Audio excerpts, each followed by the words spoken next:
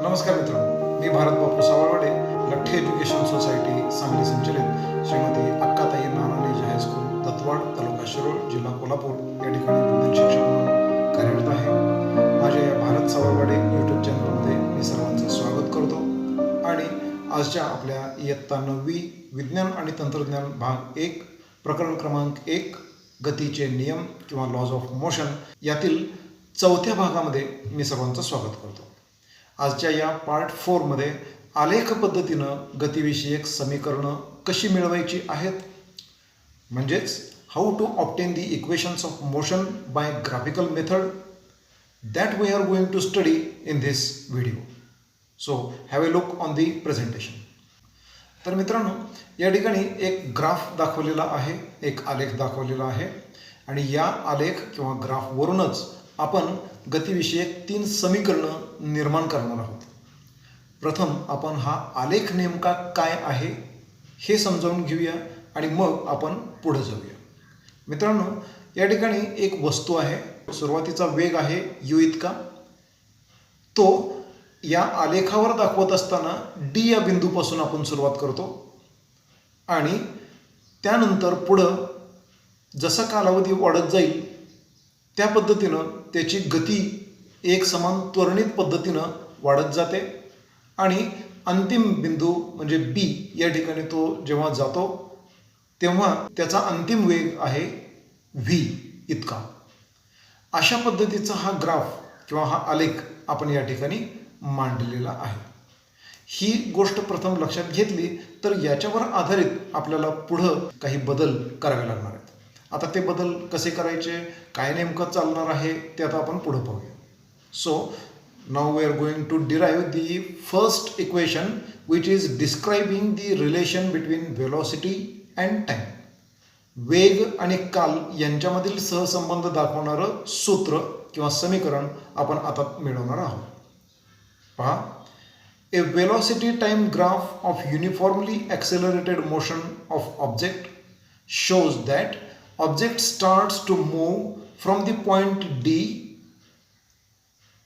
with initial velocity u, which is shown here. The distance OD is u and now the velocity goes on increasing and after time t it reaches at the point B on the graph. Now the initial velocity of object is u,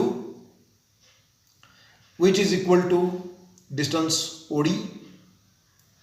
Then final velocity of object is v, which is indicated by CO or OC.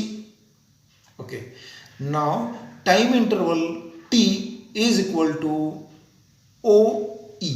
Now acceleration is equal to change in velocity divided by time. Now acceleration A is equal to final velocity minus initial velocity divided by time.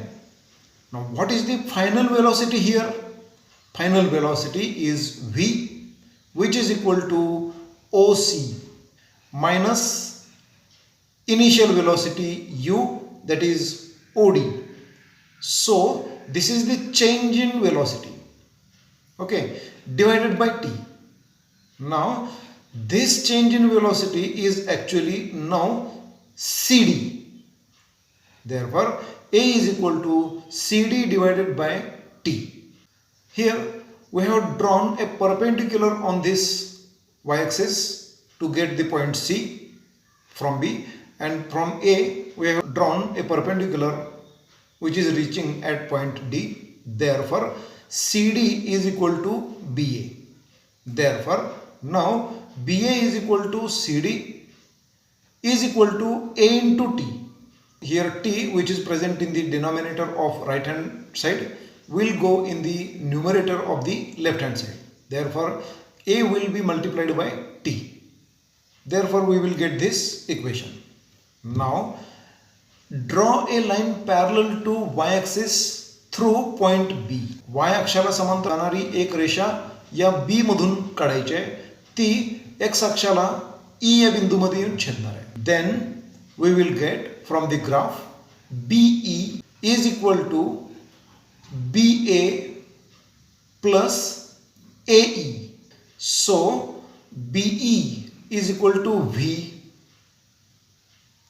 but we know that CD is equal to 80, and we know that AE is equal to OD, which is equal to U. Putting all these values, we will get BE is equal to V plus OD is equal to U plus CD is equal to 80. Therefore, we will get the equation V is equal to U plus 80. This will be equation number 1, which is showing velocity time relationship. Now, the second equation will be equation describing the relation between displacement and time. आता वस्तूचं विस्थापन जे झालेलं आहे त्याच्यामध्ये आणि कालामध्ये काही संबंध आहे. तो संबंध दाखवणारं सूत्र किंवा समीकरण आता आपण मिळवणार आहोत. Let us suppose the object has acceleration a and it covers distance s, that is displacement, in time t. Then the distance covered will be equal to area of quadrilateral DOEB. मित्रांनो, या चौकोनाचं आता आपल्याला क्षेत्रफळ काढायचं आहे. ते काढण्यासाठी आता आपण पुढील मांडणी करू. S is equal to, that is displacement is equal to area of quadrilateral DOEB. Now we will make two parts of this quadrilateral. That means first of all we will calculate the area of DOEA, this part, that is a rectangle, and then we will calculate the area of this triangle DAB. Therefore the next step will be base into length. Base into length plus 1/2 base into height. Okay, now B, that is OE, into AE plus 1/2 into DA into AB. अशा पद्धतीनं मित्रांनो या ठिकाणी आपण हा जो काय DOEB जो चौकोन आहे त्या चौकोनाचे 2 भाग पाडले आहेत आणि या 2 भागांच्या क्षेत्रफळांची आपण जर बेरीज केली तर एकूण या चौकोनाचं क्षेत्रफळ आपल्याला मिळतं. म्हणजेच डिस्प्लेसमेंट म्हणजे विस्थापन आपल्याला समजतं. मग हे विस्थापन काढण्यासाठीचं सूत्र कसं तयार होतं ते पाहण्यासाठी आपण काय करू, प्रथम या आयताचं क्षेत्रफळ काढण्याचं सूत्र मांडू आणि त्यानंतर या त्रिकोणाचं क्षेत्रफळ मांडण्याचं सूत्र मांडू आणि मग आपल्याला एक रिलेशन मिळणार आहे. तर मग आता या ठिकाणी आपण प्रथम घेतलं की DOEAचं क्षेत्रफळ काढण्यासाठी पाया गुणिले उंची, तसंच या त्रिकोणाचं क्षेत्रफळ मांडण्यासाठी 1/2 पाया गुणिले उंची, हे मांडण्यासाठी आपण ही सूत्रांची मांडणी केलेली आहे. त्यामुळं आता आपल्याला OE गुणिले AE याचं क्षेत्रफळ मिळेल आणि त्यानंतर 1/2 DA गुणिले AB म्हणजे या त्रिकोणाचं क्षेत्रफळ मिळेल. मग आता पुढं आपण पाहूया OE म्हणजे काय. हा OE, this is T. AE म्हणजे काय, OD म्हणजेच U. तर हा इथं आलेला आहे. म्हणजे OE T आहे आणि AE U आहे, अधिक 1/2 DA म्हणजेच OE म्हणजेच T गुणिले AB. कुठं आहे AB, हा AB. AB म्हणजे काय आता CD. CDची किंमत आपण काय काढली होती या ठिकाणी आपण पहा. CDची किंमत काय काढली होती, 80 अशी काढली होती. ही किंमत आपण आता त्या ठिकाणी घालायची आहे आणि मग आपल्याला या ठिकाणी उत्तर मिळेल. 80ची किंमत घातली आणि मग आता उत्तर आपल्याला मिळेल S बरोबर UT अधिक 1/2 T गुणिले 80 म्हणजे टी वर्ग, म्हणजेच सूत्र आपल्याला मिळतं किंवा समीकरण मिळतं S is equal to UT plus 1/2 AT square. This is the equation showing displacement time relationship. Now the third equation will be equation describing the relation between displacement and velocity. विस्थापन आणि वेग यांच्यातील संबंध दाखवणारं समीकरण आता आपण मिळवणार आहोत. So here distance covered by the object in time t can be calculated by finding the area of trapezium DOEB. याचं क्षेत्रफळ आपण काढायचं आहे परत एकदा. आणि आता सूत्र मिळतं S बरोबर एरिया ऑफ ट्रॅपेझियम DOEB. आता या ठिकाणी समलंब चौकोन हा असा एकत्र गृहीत धरून आपण हे क्षेत्रफळ काढायचं आहे.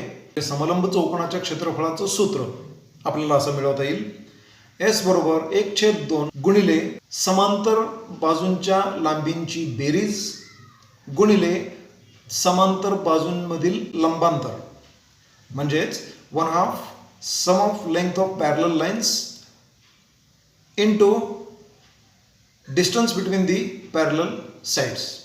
Therefore S is equal to 1/2 OD, sum of the lengths of the parallel lines. Parallel lines कोणकोणते आता OD प्लस BE किंवा EB, तर त्यांची बेरीज मांडायची into the distance between the two parallel lines. What is this distance? OE. This distance OE. Okay. Now S is equal to 1/2 into OD means distance U. Then EB means V into OE means T. Therefore we know that actually A is equal to V minus U divided by T. Now we are interested in the value of T. We are going to elaborate this T. For such elaboration, we will take this T to the left hand side and we will take this A to the right hand side like this. T is equal to V minus U divided by A. मित्रांनो, A चं हे मूळचं सूत्र आपण जर लक्षात घेतलं तर याच्यावरून आपल्याला टी ची किंमत ठरवायची आहे आणि त्यामुळे सूत्र बदलणार आहे. असा बदल करण्यासाठी आपल्याला त्वरणाचं सूत्र घेऊन त्या त्वरणाच्या सूत्रामध्ये बदल करावा लागेल. छेदामध्ये असलेला टी डावीकडे जाईल, तो अंशात जाईल आणि अंशात असलेला ए हा समीकरणाच्या उजव्या बाजूला छेदामध्ये येईल. टी ची ही किंमत इक्वेशन क्रमांक 3 मध्ये जी मिळालेली आहे ती इक्वेशन नंबर 2 मध्ये आपल्याला घालायची आहे, म्हणजे इथं घालायची आहे. अशी ती घातली की मग आपल्याला मिळेल S is equal to 1/2 into U plus V into V minus U divided by A.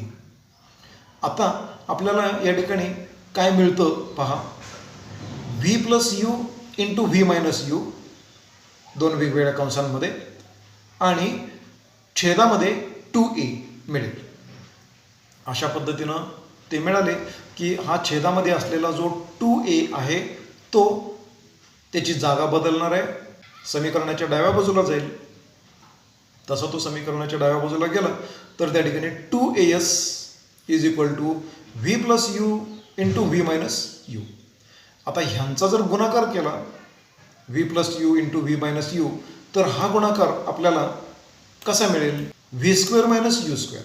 बीजगणितामध्ये असलो संबंध आहे अशाच प्रकारचा संबंध इथं दिसतो आणि याचप्रमाणे आपण या ठिकाणी V plus u into V minus you यांचा गुणाकार आपल्याला मिळतो V square minus u square.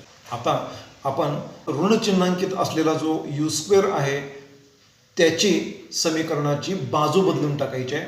त्यामुळं काय मिळेल, V square is equal to हा निगेटिव्ह साईन असलेला यू स्क्वेअर जो आहे तो समीकरणाची बाजू बदलून पलीकडे जातो, म्हणजे लेफ्ट हँड साईडला जातो, तर त्याचं चिन्ह बदलतं आणि म्हणून आता V square is equal to U square plus 2AS हे समीकरण आपल्याला मिळतं.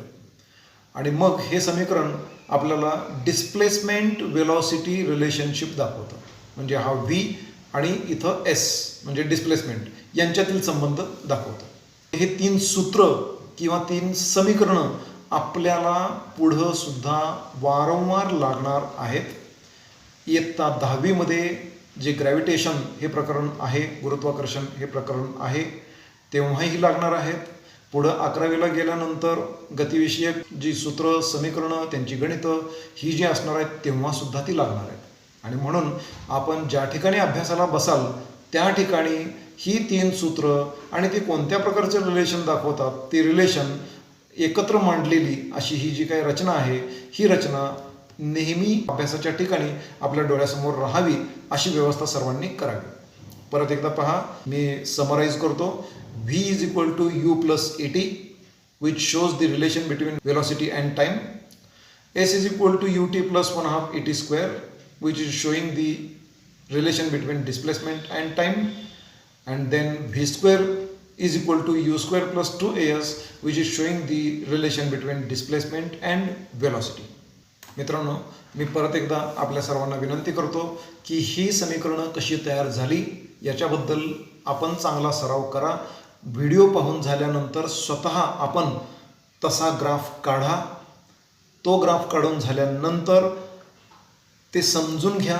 स्वतः त्या कृती सर्व पायऱ्या व्यवस्थितपणानं मांडा आणि समजून घ्या की ही सूत्र कशी तयार होतात. आणि मग ही सूत्र एकदा तयार केली की संपूर्ण आयुष्यभर ही आपल्याला विसरायची नाहीत.